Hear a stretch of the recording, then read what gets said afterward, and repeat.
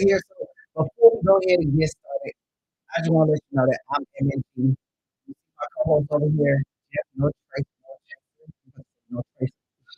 I'm getting called again. Yeah, I got it. That's all I'm thinking about. And we got Terrence right here. Okay.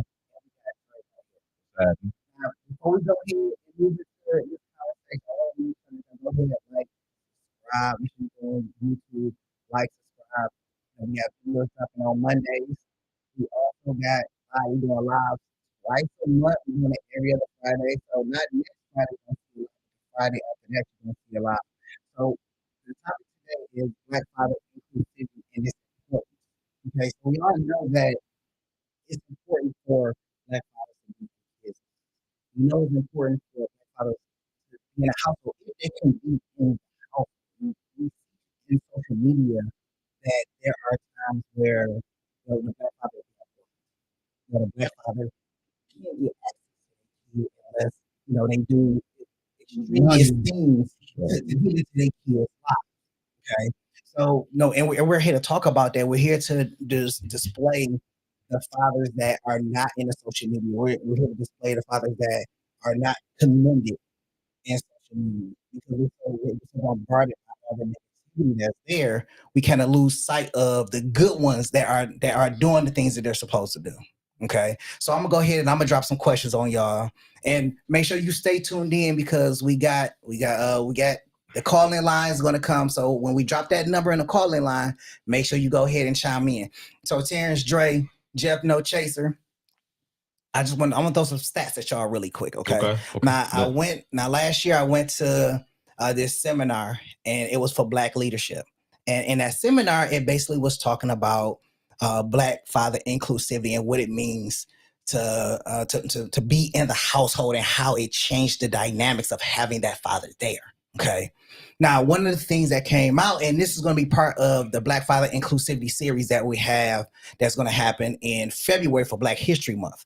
Okay, so we have a whole series that's dedicated to that. So I pulled one of these questions here because I wanted to ask y'all these questions because the numbers that we had heard during that seminar was very staggering, to say the least. Okay, now, so without the father in the household, we won't say without the Black father in the household, this is what I got from that seminar. Without the Black father in the household, 85% of kids have behavior problems. 90% are homeless and runaways. 71% of those kids, and this is nationwide, are high school dropouts. 63% of those kids commit suicide. 50+% of those kids become rapists. Okay. These are numbers that were stated at this seminar. Okay, I can tell by the look on y'all faces. That's deep. That is deep. But in knowing that, I want you to tell me from just listening to those numbers, what do you think is the importance of having a Black father in the household? And Dre, we'll start with you.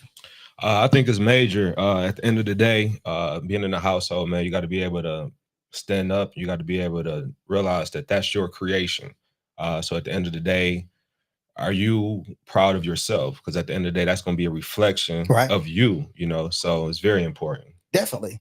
So, and just thinking about that, how do you think your role if has affected your kids?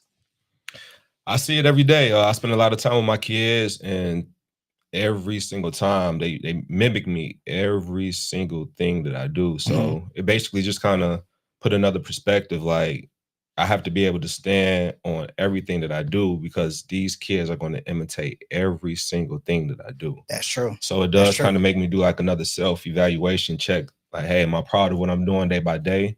Kind of putting back the leadership skills in play, because again, it's hard for me to say, hey, go do your homework if they don't know what that looks like, So it may take me pulling out a book, skimming it, reading it, just to kind of show them what it looks like, So yeah, for sure, it's major. Terrence, what's your thoughts on that? I think it's really important. I mean, to be a Black father is a blessing, honestly, in my opinion, and to be in that household. It's hard to be a parent in general. So as a father, you have to be there to just show whatever, if you have a girl or a son, that leadership, that understanding, that love, because kids just absorb anything around them, not only you, but just the environment. So when they absorb that stuff, you got to be able to be not really like a filter, but just like an outlet so they can understand what they're absorbing. Okay. So let me throw this at you. Listening to these numbers, do you think these numbers represent the Black culture? Do you think this represents Black fathers' absence? Do you think this will happen or occur whether Black fathers are in their kids' lives or not? Jeff, I'm gonna throw that one at you. First, I think the numbers are crazy. Yeah, they are like crazy. It is crazy. Like I don't know where they got the numbers from. Well, they said they got it for the U.S. Census Bureau. But if them numbers are right, man, like I would see more Black rapists out here than I do white rapists. But when they show them, it's a lot of more white rapists. Right. I mean, don't get me wrong. I'm not saying there's no Black rapists out there. It is, but when you got the like serial rapists, they're always white. True. That they show on news. That's what I'm gonna say. But if you think about the Black culture, we are groomed to no snitching. We are groomed to keep it in the family.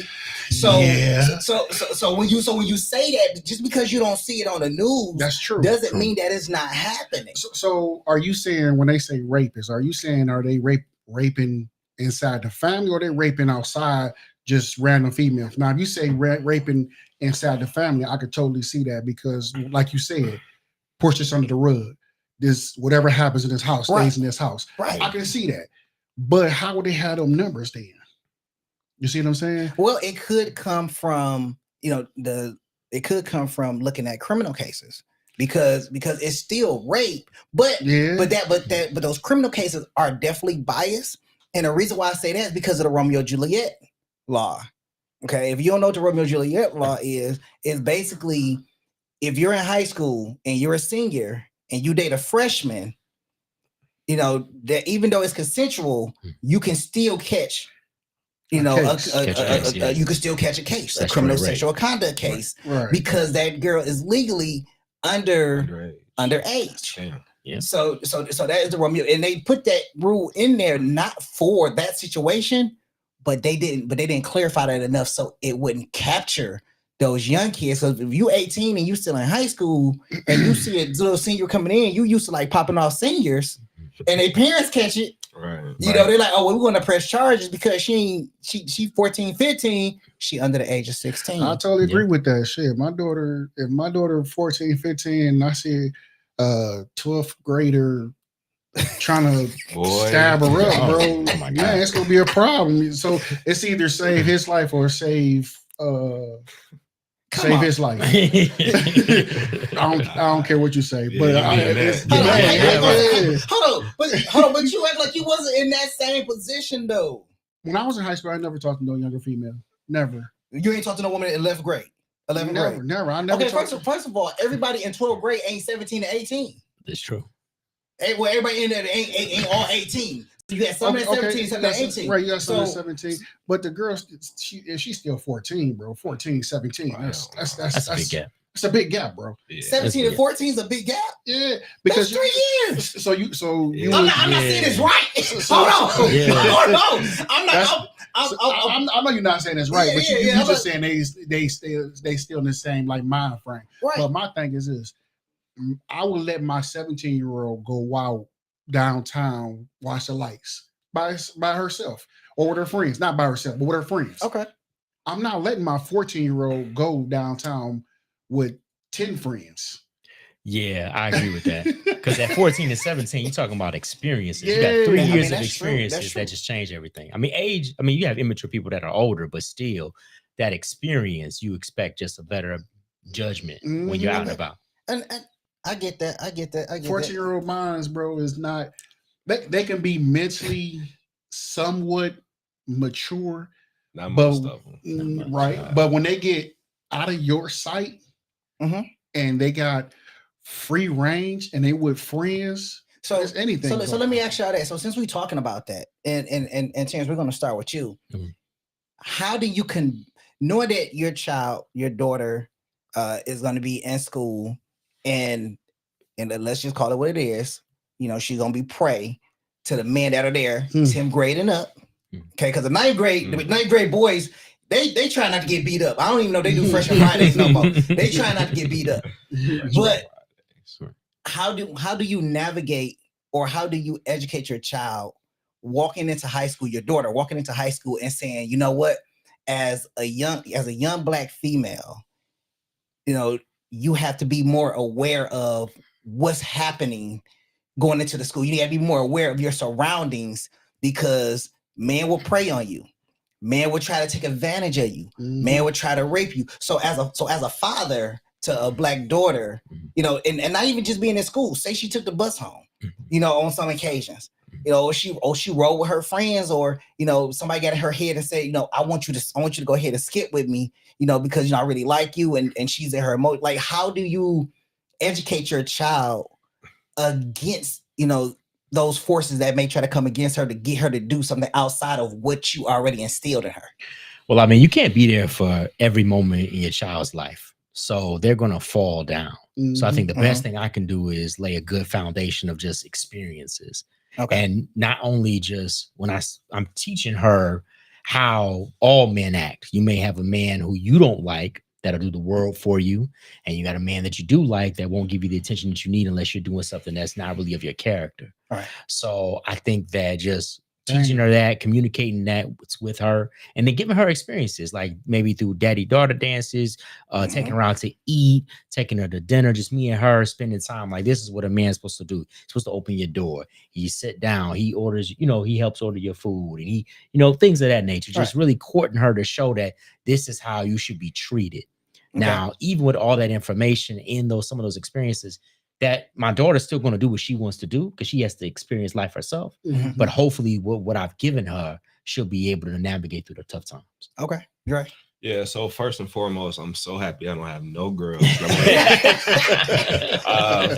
if I did, at the end of the day, I believe I have to just trust, like Terrence said, just trust the process, trust the foundation.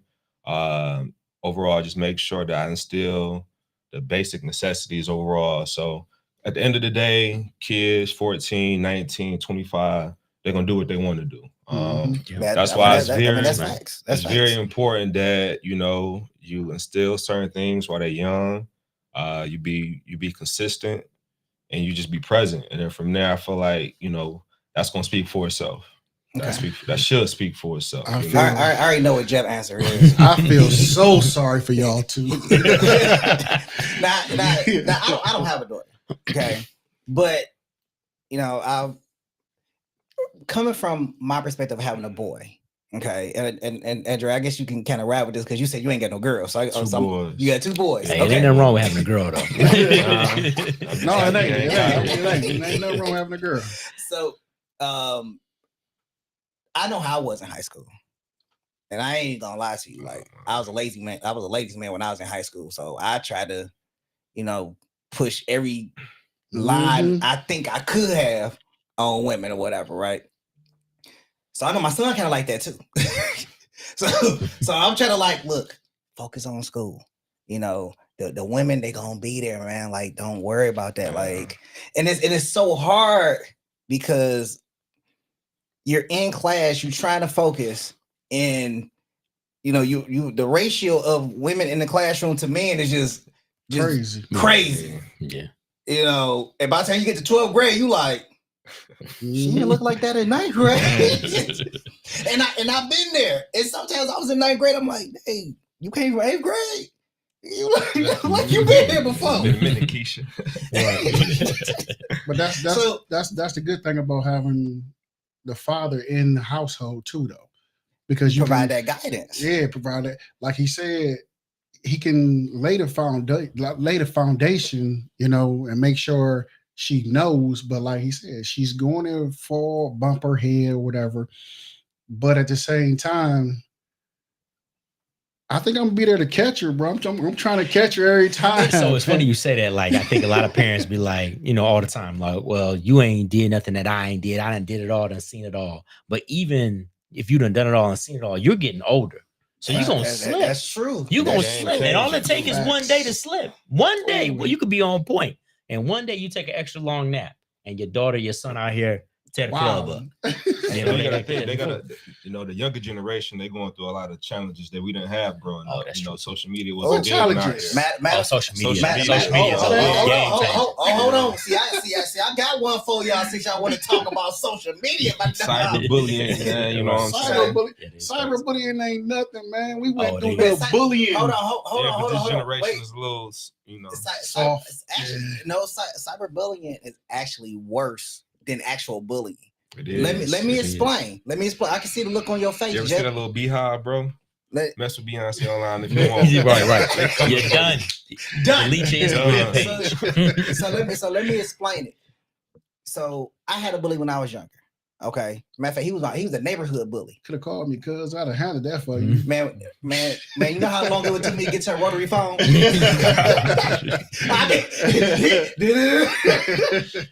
So think about it like this.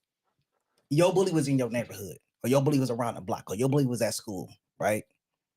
I had no bully. Because you was the bully. He was the bully. I wasn't no bully. I just didn't have no bully. But your bully was centralized and local to just one spot. Mm-hmm. When you went home, you didn't have to worry about that. Mm-hmm. Unless you had a bully on the block, right? Mm-hmm. But cyberbullying is 24/7. And then you get unknown people chiming in on a post that seen you get the pants or get a python in your face or get your ass whooped. Whatever the case is, it's there. Sure. It's there. So it's hard to, because remember, when you put something online, it's there forever. As soon as it gets shared, it's done. Right. You know, so you can't get away from it. It's always going to be attached to you somehow, especially if they tag you in it and then they keep tagging you in it. Right. Just think about somebody put something online that's harmless. Okay. They think it's a harmless video, but then you got people going in on it. Hard. Yeah, it's tough. You know, it happens daily, man. Yeah. You're right. Like I seen a video. It was this little video, whatever, like that. You know, this person on there, they got their teeth fixed. Mm-hmm. It was supposed to be high. One that really wanted with their teeth in the first place, but they got their teeth fixed. It was something that they felt that would beautify them. Okay. Do you know people went in on this person? Yeah. Like they went hard. They were like, look at these Steve Harvey teeth you got. Like I was like, dog. I don't know, bro. I mean, I don't know because that's what our people's kids feelings really do be hurt. They do. That's what our kids have to navigate. You can't get away from it. Right. I'm not gonna take away from the fact that they're not soft, but it's just I'm not gonna take away from the fact that they're not soft. I'm just saying that it's more difficult to get away from the trauma because you can't just go hide from it. You can't turn your phone off because it's still gonna be there. They send you screenshots. They send you screenshots. Man, cyberbullying is just a whole nother animal because I mean, why would I go play in the street when I can go to my computer and I have all of Detroit right in front of me? Like literally, I get on Instagram, all my friends, all my family, from all over. Mm-hmm. And if I put some online, because I put some online that's crazy, they come. So along with that, looking at this generation and how they're so tech focused, okay. How do you navigate your kids around the propaganda that's being displayed online? How do you navigate your kids around that propaganda that's being displayed online? Because a lot of things you can't control with kitty settings. Facts. Because I can tell you right now, my son was slick. Let me tell you what my son did. Okay, he had 2 phones. Oh wow. Okay, and the first phone I paid for, and the second phone I paid for too. But I thought, he wasn't smart enough like that, right? he put that damn thing on Wi-Fi. I caught him watching porn, and I was like, "Bro!" Oh no! and if you think about it, I didn't even think that you would still have service on Wi-Fi.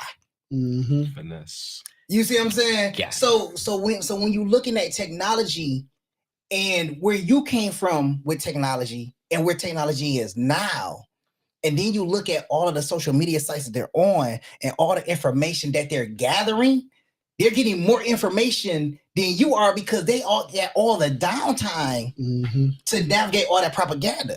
So we're talking about, the LGBT community. We're talking about politics. We're talking about, anti-racism. We talk about racism. You know what I'm saying? We talk about non-binary. We talk about genderism.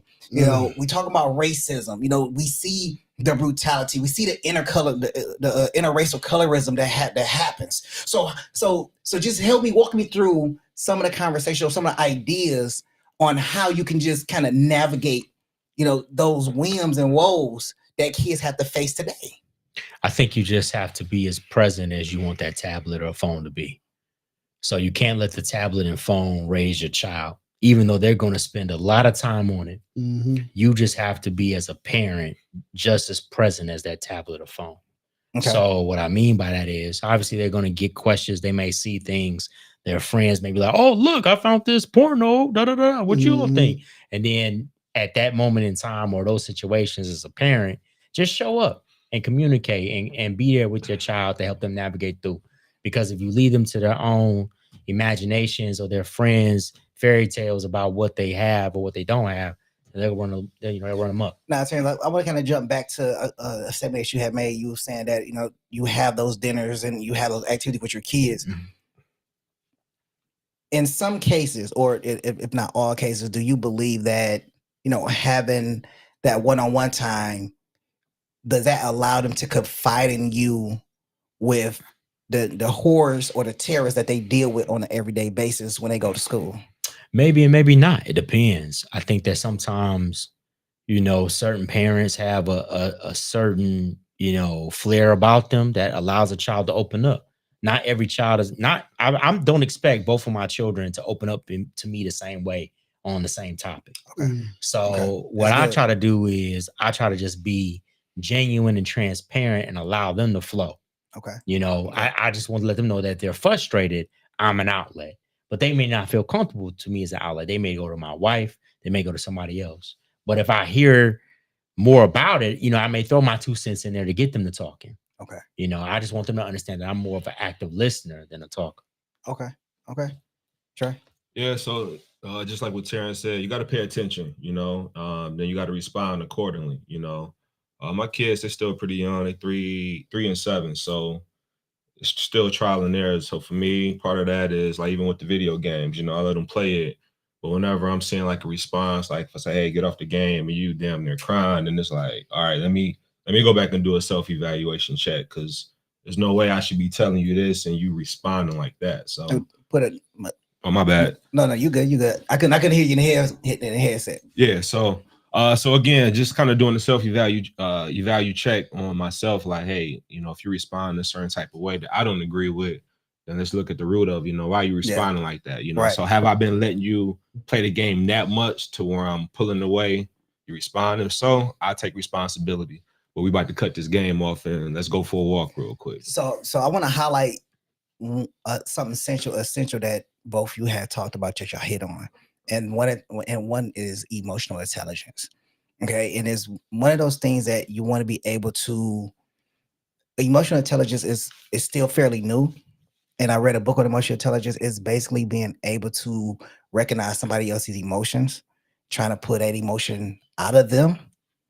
Okay, and sometimes you can influence other people with your emotions.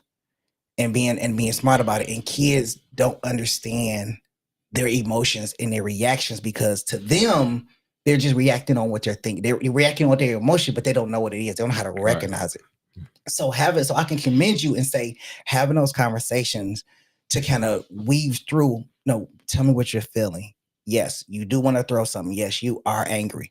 But why are you angry? And identifying what that emotion is and identifying the root of that. So internally to them, they're now starting to pair what they're thinking with what their emotion is, and they can identify it. And that's really essential in the Black community, because if you look at boys, scientifically, the frontal lobe doesn't develop as quickly as girls do.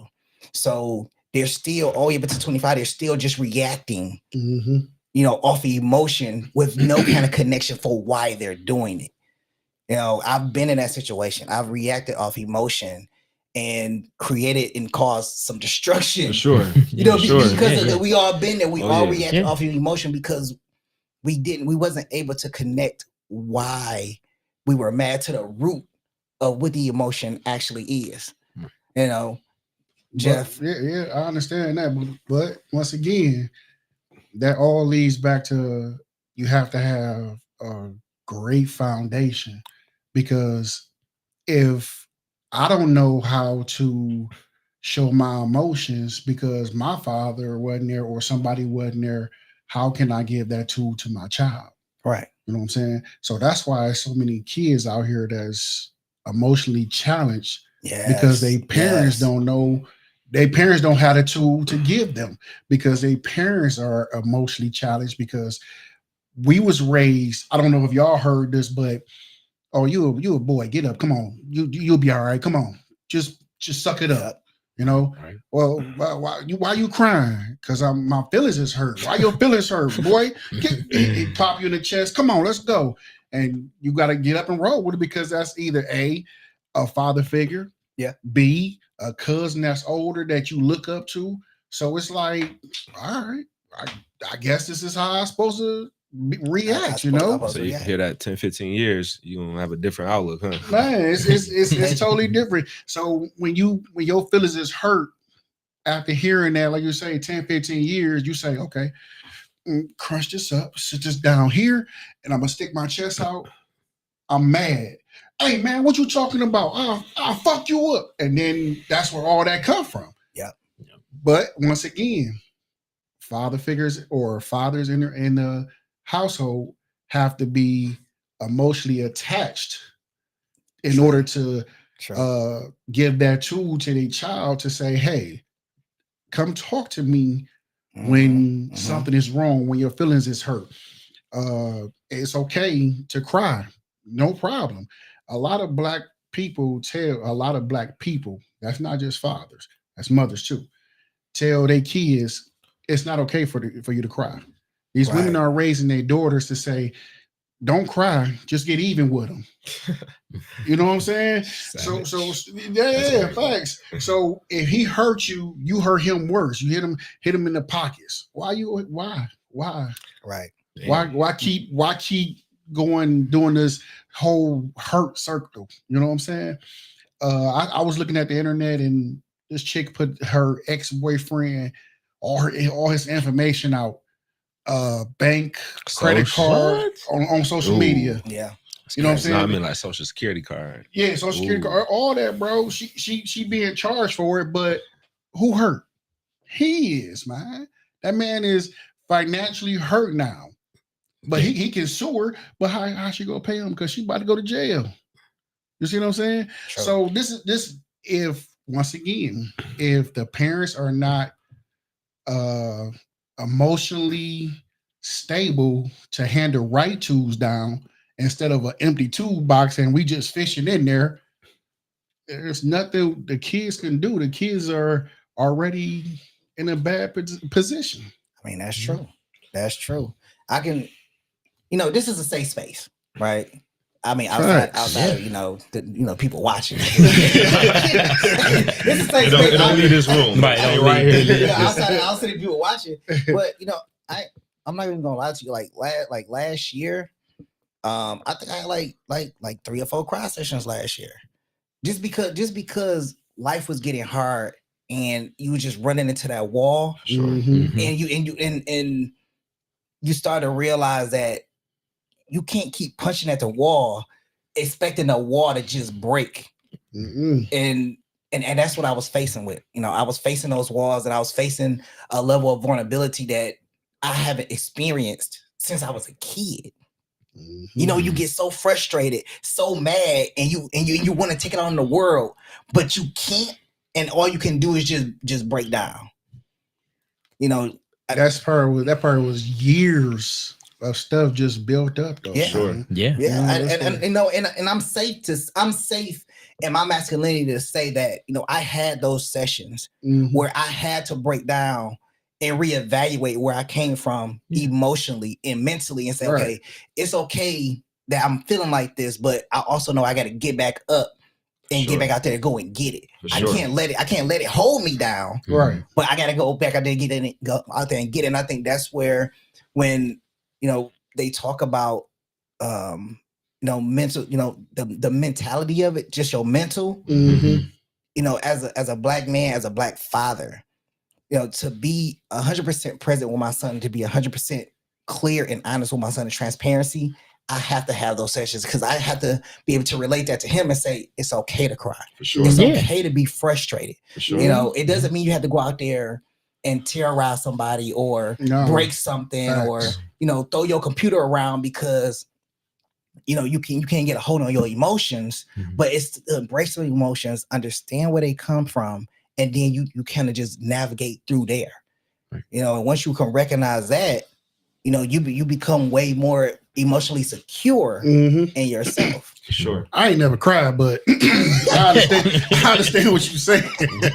Well, you cried at your wedding. I said, oh, hell no, I definitely didn't cry at the wedding. I was trying to figure out two things. Is the car fast enough to get me the fuck away? Or will she catch me? I'm playing. I'm totally playing. But I ain't never cried. Fuck that. I ain't gonna lie. All right. So before I go ahead and get to this next question, I'm gonna go ahead and open up the phone lines. So, go ahead and give us a call. We're gonna go ahead and put the phone number up. So you can go ahead, call us. You can go ahead, chop it up with me, MNG. You can go ahead and chop it up with Terrence. You can go ahead and chop it up with Dre. You can go ahead and chop it up with Jeff No Chaser. Now, if y'all want to hear Jeff No Chaser talk, listen. You don't. It's always going to go against everything that I say. He's been against the grain this whole time for some odd reason. That's not true, man. I just said I don't cry. Man, you cry. For sure cries. Man, he cries, bro. Like he playing. I probably cry in my sleep and don't know it. You know what? It is a soft teddy bear under that exterior. A soft teddy bear where? Under that exterior. Okay, we gotta go to Toys R Us and find it. You don't be like that. All right. So I got another question for you, gentlemen. Okay. And Jeff, I'm gonna go ahead and start with you since you like to be averse to everybody. How do you raise your son and daughter with the idea of racism and police brutality? Now I'm gonna be honest, not to cut you off. Go ahead. This was a very uncomfortable conversation that I had to have with my son, especially since he started driving. Okay, knowing that him going out into that world by himself, there is a chance or a possibility that he may not return, whether at the hands of somebody else, the hands of the police officer, or anything like that, and just being an innocent bystander. And that can go for any of us. Okay, but it becomes really significant when you're out there navigating it yourself versus all the energy that you put into your child to navigate it, and you just want to make sure that they just make it home safe. Like a car accident, I can deal with a car accident unless you're like doing 100 miles an hour, just stupidly. If there's a chance of survival there. There's not much chance of a survival of separate bullet wounds. Facts. So how do you have those conversations of racism and police brutality, especially since they see it, and they may have questions? I haven't had it with my 12-year-old because he's still mentally a child, for real. He's still in I want to play all day. I'm gonna hug you, but then I'm gonna run and go play. I'm gonna tag you, then I'm gonna run and go play. That's him. So I haven't had that talk with him. I have had the talk of when I get pulled over, you put your hands up. You make sure they see your hands and you don't be doing no type of movement in the back seat. I have had that talk with him. But my 19-year-old, man, it's like talking to a branch outside when it's raining. Like a 19-year-old. Bro, no, I mean, like for it's like you standing in the rain talking to a branch, y'all both getting wet. So you see him there. You see it there listening, but ain't nothing happening, bro. Yeah. Like, because my son, he smokes weed now. Okay. As long as you don't bring it in my house, I don't care. As long as you don't walk in my house just stinking, smelling like weed, you do your thing. But if you're smoking in your car and the police pull you over, it's a wrap. No, it's a wrap, bro. They're going to yank you out. They're going, and I know my son. He's not he's not belligerent. He's just nonchalant. So he go like, "Why you got me, man? Mm-hmm. Like, man, what you doing?" And they go take that as disrespect. Yeah. Mm-hmm. Yeah. Man, when I say I talk to him, bro, I've sat and talked to him for hours, bro. Like, I thought I was getting somewhere. Mhm. And next thing I know, bro, he doing the same thing. Just out there driving fast. I'm like, do he smoke when he drive? I gotta talk to my daughter. She's like, nah, but he be driving fast. I'm like, do he be high? He's like, I don't know. Like, dude, you got to do better. You're 19. I said the shit I wish I'd have known at 19. If I would have started, and I'm those stuff I'm telling you, you're going to be so much ahead of everything else. Facts. If you jump on it now. But his whole thing is, man, I make enough money. I don't make enough money. And I make good money. You know what I'm saying? I don't make enough money. Until you get that $300 speeding ticket, you be sitting there looking like, yeah, I don't make enough money. Man, you feel me? So it's hard, bro. I can't. It's hard to talk to them. Well, it's not hard. It's easy to talk to them. It's hard for them to grasp the whole concept of it could happen to me. But I mean that was even hard when we were kids. No, it was not with me. It wasn't, because I went to Central. Gang Squad was in gang. You could touch them like that. Man, that was Gang Squad. I mean, bro, I went to Murray Wright. That was a middle ground for East and West Side. So it wasn't hard for us to grasp because we seen it right there in front of us. True. Or it was happening to us. I didn't have Gang Squad snatch me up a couple of times. We didn't fought Gang Squad. We didn't ran from them. So when it's right there and you could touch it, you have better understanding of saying, this could happen. Let me slow down. Let me stop doing what I'm doing. Let me stop hanging with the people I'm hanging with. Right. But since my son was brought up in such a controlled environment, I'm not going to say the suburbs, because we wasn't always living in the suburbs. We wasn't always, financially good. Right. So now that we are financially good, he really is like, oh, I don't know what you're talking about. Huh? What? Nah. Let me guess. He think he part of the white people. No, he don't think he part of the white people. Yeah, he think whatever happens to him, my parents got me. That's what he think. Oh, he think, oh, if that happened, my parents got me. Son, once you hit 20. So how do you respond to that? I told him, once you hit 20, son, you're on your own. Ooh, no 20? more, no, yeah, no bro. 21. I'm gonna tell you like this here. I told my wife, I said, we're not gonna cut our kids off until we know for a fact they're financially stable.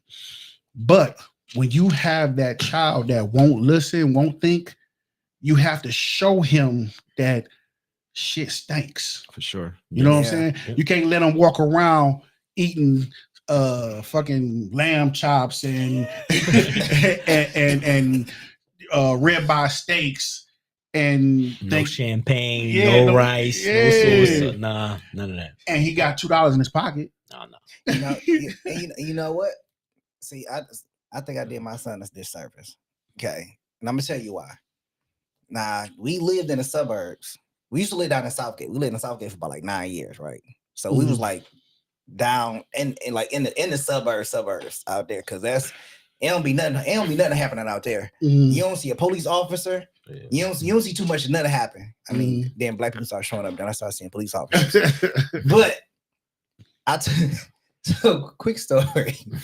I did them disservice, but we lived in the suburbs, but I put them in DPS schools. Okay. Because I'm like, you gotta have best of both worlds, bro. Like, you can have the silence, but you gotta know what's happening in the inner city. Right. Can't be too off track. Right. Yeah, like you can't just be out here like some dee, bro. Like, no, like I can't have you like that. I'm gonna tell you what happened. So we lived in the suburbs, and then we end up moving into the hood, right? Now you know what happens around like July 4th. Right, they be popping off whatever like that. Right? So we all sitting in the house and we chilling. So my brother's there, my mom there. So and we hit, So I was talking about, are they shooting fireworks? No. I'm like, nah, bro. Those are gunshots, but go back in your room. It'll be all right. Everybody else in battle eye, like, yeah, this it's the usual. but because I provided him that safe space, and he never heard it, he wasn't used to it. So his mindset is, hey man, why they doing fireworks like that? Like I ain't never heard a fireworks sound like that. Like, nah, bro, go sit down. So I guess it comes into like, do we have for our kids that live a particular life, whether it's helicopter parent, whether it's providing for them where they don't have to want for nothing, they don't have to go through struggle, they grow up believing that they don't have to struggle because they always had their parents. Do you generate or manufacture struggle the way that we had to go through, catching a bus in 0-degree weather, have to stand at the bus stop, hands damn near freezing, about to fall off? Like, we had some struggles that we didn't have. You couldn't call nobody to come and pick you up unless you had 35 cents, 25 cents to use a payphone. Yeah, payphone. And if you didn't have that, you was pretty much on your own. I can tell you right now, my mom wouldn't come pick me up. My cousin wasn't about to come pick me up. It was either walk home or wait for the bus. And waiting for the bus wasn't an option when you see 4 or 5 dudes come around the corner and they looking at you like you lunch meat. Yeah. So how would y'all? I know y'all kids being younger. How are y'all preparing to get ready to tell your kids about everything he just asked me about? And that's a lot. No, I'm talking about as far as the racism, and how because remember, y'all still got years. Y'all got a couple of years. Yeah. And I think it's going to get worse. Yeah, actually, it is because I'm not even going to touch on that point. But I'm going to let y'all speak. Go ahead. So how would y'all even begin to go in? My perception is, for one, educate them. And then 2, man, I'm sticking with it. I kind of agree with what you said. You gotta teach them what to do in certain situations. You got to teach them being around certain type of particular crowds. Kind of stress the importance of even going out. Like, hey, there's nothing wrong with going out, but typically, hey, you want to go out in Detroit on a Friday or Saturday night. That's typically the time frame that stuff happens. So I'm not saying that you don't have to go out or you got to stay in, but Friday, Saturday night, you might want to kind of kick into somebody, you know what I'm saying, that you might know on a personal level. Yeah. But then, like you said, what Jeff said, man, you got to overall educate them and then just hope when they get of age, 19, 20, that they have that foundation. Hey, Dre, you got to teach them the black questions. You said what now? You got to teach them the black questions. Hey, who all going to be there? For sure. What time y'all getting there? Yeah, for sure. Hey, what neighborhood is it in? Oh, you said 8 Mile? 8 Mile Lawson? Man, I think it was a shooting that happened over there last week. Just tell all your friends come over here. Right. Be like, but it's reality, man. It definitely it's especially around Detroit, man. That is our day to day, unfortunately. So you got to pick your poison sometime. Man. Yeah. Just be honest with them. Just be honest with them with everything. Obviously, you don't want to hold nothing back.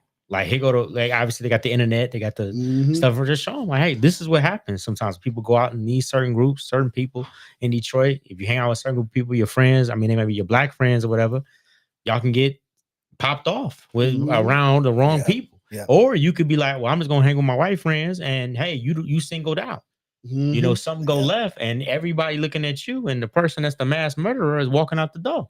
But they looking at you like, oh, what you doing here? So you had to have done it.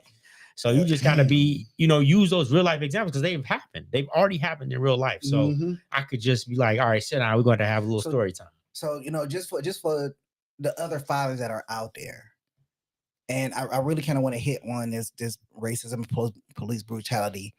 What would be the conversation? I know just said y'all kids are young, but them getting to that age, what is the conversation that you would have to say, this is what you need to look out for. This is what your behavior need to be. You get pulled over by the police, you need to do X, Y, Z, da, da, da, da, da, da, da. So I would just say, to my children that being able to have a conversation is critical, and understanding that everybody isn't equipped to have a conversation, and they may have leverage on you. So when the police come to you, they got leverage on you. They stopping you for whatever reason they want to stop you for, right? Right. They're a representative of the law. So have a mind about you to have a conversation to get in or out. So what I mean by that is we're gonna figure out what's going on. Was I speeding? Cool. Yeah, I was speeding, I'm wrong. Boom. Or if they some other stuff, be like, you know what? Whatever you say, I'm out. You know what I'm trying to say? Like, you have to learn how to engage in that type of conversation. You got to be able to understand what is going on at that time. You never want to bluff somebody with leverage on you. Sure. That is. And the crazy part about that, not to cut y'all off, the crazy part about it is he basically saying the kids have to de-escalate the situation from the damn police. Exactly. And, did you hear that? And the kids, the kids have to de-escalate a situation from a trained police officer with a gun on his side. First of all, trained them. I mean, they got a high school diploma. I wouldn't say trained would be the right particular word. I ain't got nothing against police officers. I'm just saying other countries need a bachelor's degree becoming a police officer. So, I mean, the standards are set a little higher. So you basically saying Detroit police just need a GED? Well, first of all, some of the Detroit police people that I know are some of my friends. So I'm not saying that. I'm just saying. They don't know what I drive, so I don't care. I hate the police. I'm not even gonna lie. Let me scoot far back. Right. So that's not what I'm saying. I wouldn't take that route. Okay, I'm gonna tell you why I hate the police. We don't need to know. Actually, we don't really need to know. Dre, we gonna go to your response. We just gonna cut Jeff No Chaser off. What was that? What was that song Cube in the Man? No, that is not. What was that song Cube in the Man? I don't know. Hey, listen. I don't know what song Cube Man. I thought he made movies. They're talking about NWA. This was not that Dr. Dre either. Right, exactly. I got a different perception. I had never no run-ins with police or anything like that, but just situations to where, from my experience, when I present them or come off in a certain manner, the perception that I have of what I'm going to get is the complete opposite of what I receive. So overall, one thing I make sure I reiterate to my kids, like, you know, these officers, they do have a job to do, and at the end of the day, their perception can be the absolute worst. So just kind of, you know, I know it sucks to say, but you got to put their mind at peace because they are trained to think worst case scenario. So, you know, unfortunately, you might have to be a kiss ass for a minute until you can kind of keep them in a calm manner versus, like you say, versus having a 19-year-old like, hey, what's up? On the other hand, say, hey, I'm acknowledging I was a speeding or whatever the case may be, kind of admitting to it to hopefully get a better response. But at the end of the day, just educating them. It's been happening forever. And it's still happening now. It's just more vocal because of social media and etc. So that's true. And that's one thing I can say about social media is that it's really opened up the social journalists or the personal journalists out there or the self-journalists that are out there, whatever they want to call themselves, or the freelance journalists that are putting that stuff out there, putting it on social media. Even if you talk about the riots that were happening, you know, you could see that it wasn't Black people that were starting the riots. You know, it was another outside party that was trying to create discord within that group. So it wasn't even, you know, Black people that was creating those riots. So then it kind of makes you think that when you go back and you look at that stuff, you know, how much of it was a truth and how much of it was a lie. Okay. To make Black people or Black fathers or anybody to look like the bad person. You see what I'm saying? And pushing that issue and that propaganda. So I want to ask, and this, it goes along with, you know, the propaganda of social media, with one of the things that is happening in this generation now, especially with younger kids, is the gender identity propaganda that's being pushed on them. I can already hear Jeff. I'm not even starting with him. I'm gonna start with Terrence. The question here is that it is well known that you have these teachers, you have these individuals, you have these authors that is pushing this gender identity propaganda on little kids, so they can because they don't understand how to identify or to understand that there are two genders. Mm-hmm. Even though you may have a sex, your gender can be whatever you want it to be. So thinking about that, and because you have young kids, just thinking about that for a second, knowing that they go to school and they at school for 8 hours out the day, they sleep for 8 hours out the day. That means that you only have 8 hours of conversation, 8 to 10 hours of conversation to kind of deprogram them from the propaganda that's being spewed on them that you may or may not be aware of. How do you navigate that? And I know it's a loaded question, because there's no right or wrong answer to this, because you don't know if it's happening or not unless somebody tells you about it. But it has been present on social media that these schools, and I'm not saying that there shouldn't be a level of acceptance. That's not what I'm saying. What I'm saying is that I believe that it's unfair that the propaganda is being pushed on little kids when already they are unknowing to the ways of the world. So we're pushing them in a direction where you feel like you're giving them more option and choices, but it's also putting them in a mind frame where it's not their parents. You're confusing the kids. You're confusing the kids. Just say it, bro. You're confusing the kids. Intentionally. Yeah. You're intentionally laying a road for them to be tripping, falling all over the place because you stupid. I wouldn't go that far. Okay, you're right. Because that person is an idiot. I'll put it that way. That person's an idiot. My bad. They're not stupid. Because you've grown 30, 40 some year old person telling this innocent, carefree mind that's a boy, hey, you might be a girl on the inside. You never know. So don't say you're a boy. That's not cool, bro. That's some level of manipulation. Not manipulation. It's some level of corruption.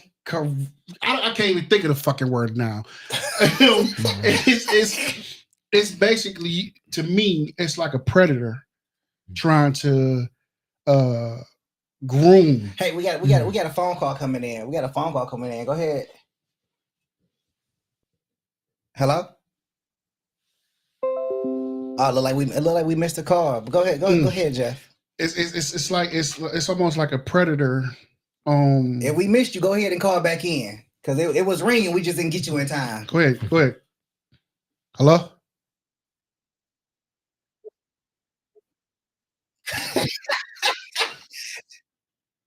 Yeah, we can hear you. We can hear you.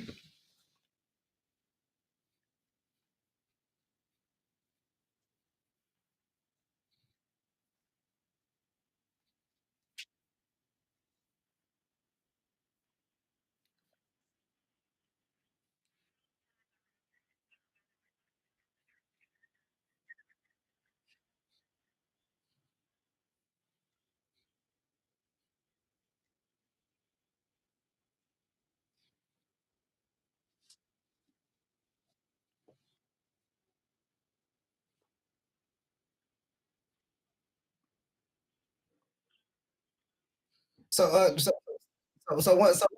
one second, caller. I just can we get your name? We didn't get your name. I'm sorry. Okay. Well, thank you for calling in. Did you have any question for the guests? Terrence, Jeff, No Chaser, Dre, myself. You know about the topic?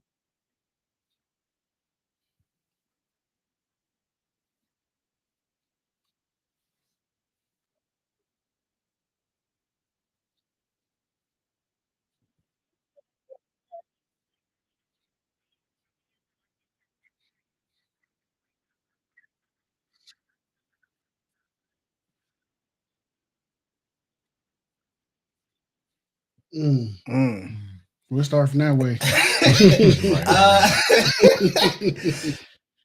So honestly, I don't think there's one topic or one line of conversation that's more important than the other. I do believe that as a black father, one of the conversations that I would want to definitely have and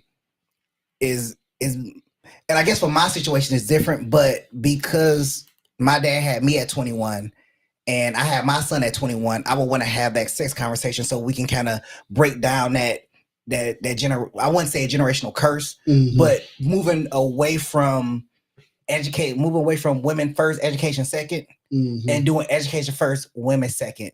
So we can kind of establish getting your finances together. Don't have a kid out of wedlock, doing the right, I know society will say, she had a kid in wedlock and everything like that. And I'm not saying that's right or wrong, but just being able to have that conversation so we don't fall into the same trap of starting from behind. Right.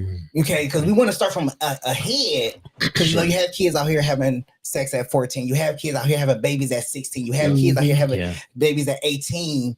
And you having kids at 18, not saying that you're just not there as a parent or at a maturity level to say, you know what, I can take care of this kid. You're not financially there. You're not mentally there. You're not emotionally there. So you develop that over time with the child, and you go through a lot of errors versus if you would have had a kid in like your 30s or your 40s. Okay. So from my perspective, that will be one of the important conversations to have. I would just say all conversations are important. I think from my mindset is that I just want you to be able to talk to me. So just let's have any type of conversation, have any type of dialect, so we can understand each other no matter what you're going through, no matter how old you are. Okay. Yeah, the same. I just try to have my kids are still kind of young, 3 and 7. So I'm just trying to plant the seed with just having that daily conversation, even something simple, picking up my 7-year-old, like, hey, how was school? Well, technically I do it with my 3-year-old too. And when there's times where they are upset or frustrated, just trying to give them a chance to kind of vocally just kind of say what's going on, to kind of gauge, okay, maybe it is something. If I see like a little change in patterns, hey, what's wrong? Just trying to highlight them and see what's up. So yeah. Jeff, no chaser. Mine would be the sex talk, because by my kids being older, and my wife had her first child at 16. That's basically like the same thing Mr. was saying. Just kind of have that more than all the rest of them, but all of them are important just because they're basically the black kids growing up. So my thing is, with me and my kids, since they're older, it's the sex talk, but everything got to be more important than anything else, period. I definitely agree. But Laura, thank you for your conversation. Thank you for your calling. We really appreciate it. This is a topic that needs to be had. We need to be able to relate to other men. I don't think that there's enough father groups where they can just go ahead and just be able to lean on and have those conversations and have that guidance. There is no book that tells you how to be a father. There's no book that tells you how to be a parent. So, we need to have these conversations, these hard conversations. We can't just have them behind closed doors anymore. We need to have them out there in the open. We shouldn't have to pay for this information in order for it to get out there, in order for people to have somebody to relate to. Okay, the things that y'all have said today is in relation to what somebody out there is already thinking, but they don't have the support system. They're doing it by themselves. They may not have their mother. They may not have their father. They may have friends, but their friends don't have no kids. We are all in them situations. Okay. I'm a single black father, but majority of my friends are married. How do I fit into that dynamic? Because I don't have any single friends. Right. You see what I'm saying? So if you're a father, and all your friends don't have kids, who do you lean to? Who do you talk to? So that's the purpose of this podcast, is to bring people in here to say, we're going to have these hard-hitting conversations to say what your experience is, whether you're a man or a woman. You still need that father there to show you, one, how to be a man, show you how you need to be treated as a woman, how to treat a woman. Okay. And if you don't have that support system, and you don't have that black father there, or just a father figure, you know, how valuable is it to have a father figure growing up to show you the things that your father wasn't there to show you? It's priceless, man. I mean, more importantly, then next thing you know, you got, you know, which is, if it's, that's the only situation, but now you got women raising men to where certain, like you say, there's certain things not teach a man, right? You know, so now you got a lot of young men with a lot of women tendencies because they don't even know how to respond. You know, the emotional part, like we talked about. You know, facts for sure. And there's just different ways to respond as a man emotionally versus a woman, right? So I mean, when you have those, when you have a father in a household, he can show his side of an argument, his side of a discussion to his daughter or to his son, so they can see how a man reacts. It's all right to cry, Jeff. It is. It is. So, well, y'all go ahead and do that. So before we go ahead and wrap up, you know, I'm gonna go ahead and let these gentlemen go. You know, I want to thank everybody for coming in for the live. You know, I want to thank, you know, Lori for definitely calling in and having such a phenomenal question, asking what is an important conversation to have.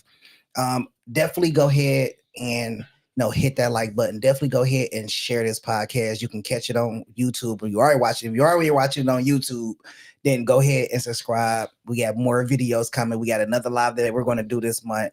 That's going to be another great topic. So we want to make sure that we're providing y'all with quality videos. But I want to just ask the panel, one more question. And we just gonna wrap it up. I'm gonna start with Jeff No Chaser so he can get his BS out the way, really quick.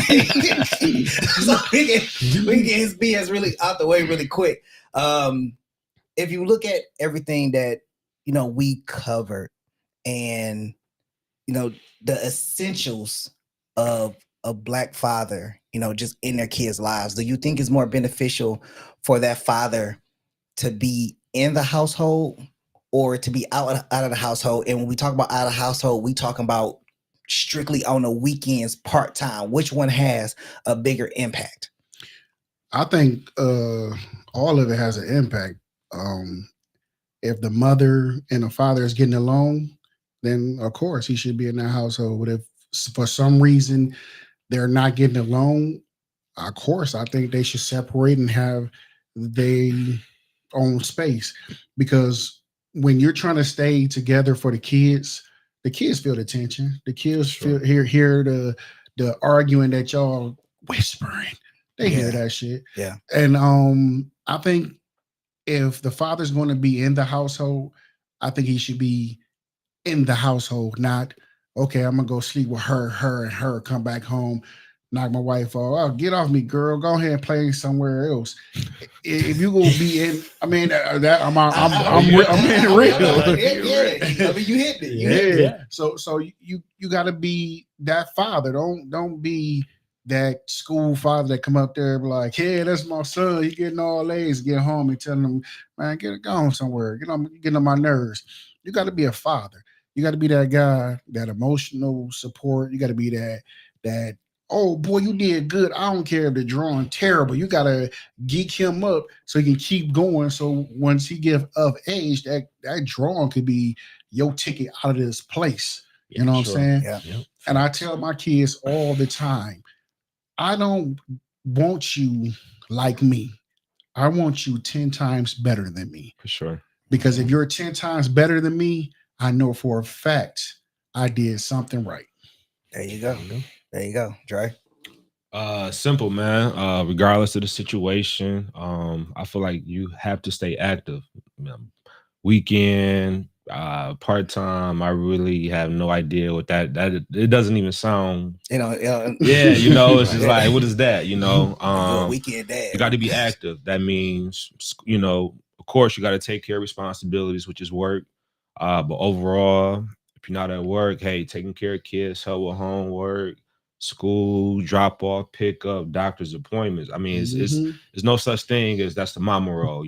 Those are your kids. Yeah, that's pretty much. I don't know what that part. Yeah, that sounds weird. Like what? Drop my kids off a weekend? Look, I ain't gonna lie to you, man. I've been called a weekend. You ain't nothing but a weekend dad. I was like, dang. Wow. Like, I'm doing my damnness over here. I'm trying to be the best I can. Man. See, I just think that you need to be there. You need to be present. It's never, from my personal experience, it's never the big things. Big things happen to everybody. Yeah. It's never the leak. It's the pressure that kills you. So it's kind of like to be there and be present for the small things. And those small things will add up into something big and make you hopefully create a better child later on down the line. Sure. Okay. Hey, you know what? Jeff, you like He be acting like he had like 5-6 kids in this joint, man. My man in here laying it down thick, boy. No, I just got a lot of guy kids, man. I just be taking gems from everybody that's ahead of me. That's all. That's the fact. That's the fact. And again, and you need that. And I can't reiterate, the value of this podcast to other fathers. Those that are navigating the child support system, whether it's in Michigan or whether it's somewhere else. Those that are struggling to be in their kids' lives or just struggling trying to make ends meet. Sometimes it's not about the money. You got some bitter baby mamas too. Yeah, you got that. For sure. And one thing I want to say to every man that's out there, don't think that you have to be financially secure to take care of your child. Because the little things that you do, just like T said, the little things that you do makes the biggest impact. Walking your kid to school every day and having that conversation, they remember that. That becomes value. For sure it does. I can't tell you how many lectures I gave my son on the way to school. Like starting at kindergarten, like it was just lectures and he just be in the back seat like, ain't lecturing me again. Now he in high school, he like, you about to give me another lecture? It's about to be a long ride. Now he go to sleep, so I can't talk to him.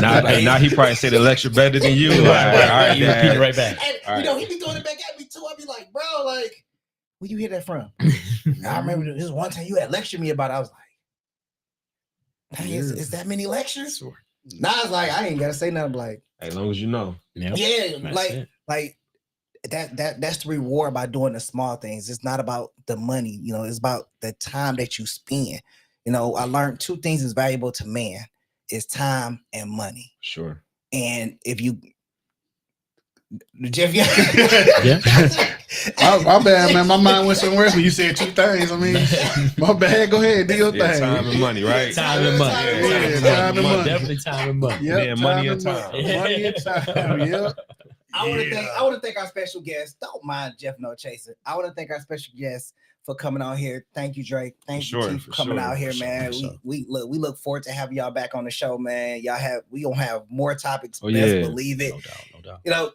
Jeff No Chaser, I expect you to be exactly who you are. I can't be nobody else, man. Can't be nobody else. And I am MNG, and this is Live with MNG and Jeff No Chaser. Thank you to our special guest. Make sure y'all go ahead and hit the like, subscribe button. Make sure you go ahead and share it. Make sure you hit the notification bell so you can be up to date on all our podcasts that we're going to do. So we'll catch you later. We out. Peace.